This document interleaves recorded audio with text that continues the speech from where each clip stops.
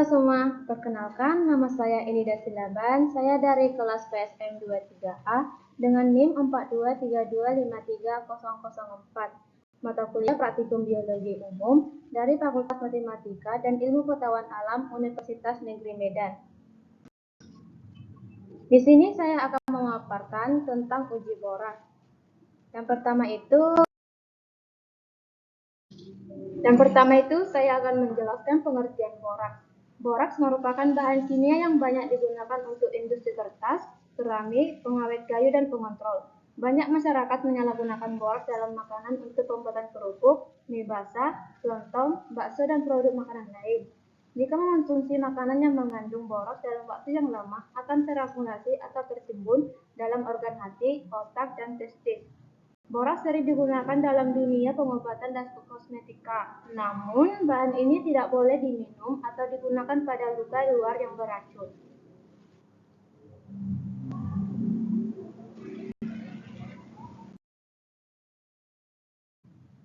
Selanjutnya itu karakteristik. Borak memiliki karakteristik antara lain yang pertama, tidak mudah hancur, yang kedua, stabil pada suhu dan tekanan normal, yang ketiga, berbentuk kristal putih, yang keempat, sistem Hablum, yang kelima, tidak berbau, yang keenam, asam borak merupakan asam lemah dan garam alkalinya bersifat basa.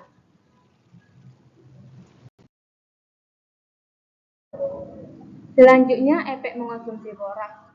Mengonsumsi borak dalam makanan tidak secara langsung berakibat buruk, namun sifatnya terakumulasi sedikit-sedikit dalam organ hati, otak, dan testis. Borak tidak hanya diserap melalui pencernaan, namun juga diserap melalui kulit. Borak yang diserap dalam tubuh dalam jumlah kecil akan dikeluarkan melalui air kemih dan tinja, serta sedikit melalui keringat. Borak yang dikonsumsi cukup tinggi dapat menyebabkan kepala pusing, muntah, mencret, kencang perut, kerusakan ginjal, hilang nafsu makan. Borak dinyatakan dapat mengganggu kesehatan bila digunakan dalam makanan, misalnya mie, bakso, kerupuk, dan lain sebagainya.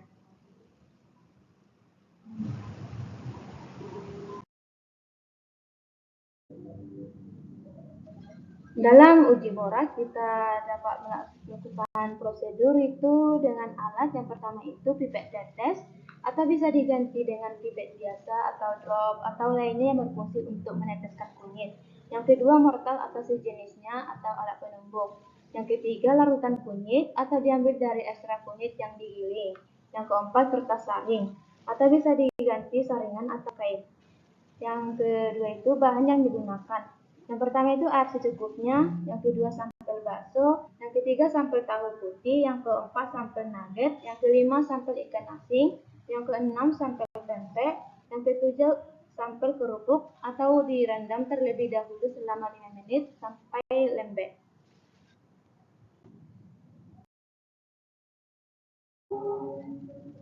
Prosedur kerja dalam uji borak itu yang pertama, buat ekstrak kunyit terlebih dahulu dengan cara melumatkan kunyit dengan alat penumbuk lalu disaring atau tambahkan air sedikit.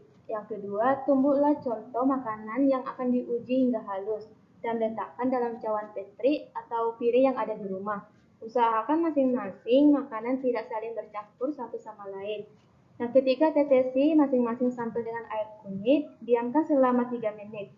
Yang keempat, amati perubahan warna yang terjadi pada masing-masing sampel dan catat hasilnya.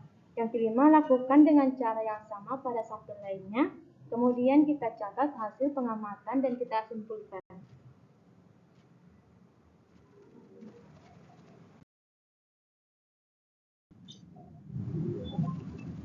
Kesimpulan dari materi uji borak ini, kita dapat menyimpulkan bahwa jika jenis makanan yang kita uji tersebut berubah warna menjadi merah kecoklatan setelah ditetesi air kunyit, maka jenis bahan makanan tersebut mengandung borak.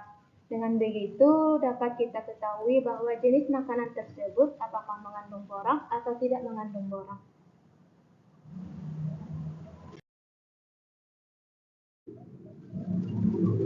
Oke, sekian dari materi pemaparan saya tentang uji borak. Semoga pemaparan tentang uji borak ini yang saya sampaikan bermanfaat bagi kita semua, dan jika ada kata-kata yang salah mohon dimaafkan. Terima kasih.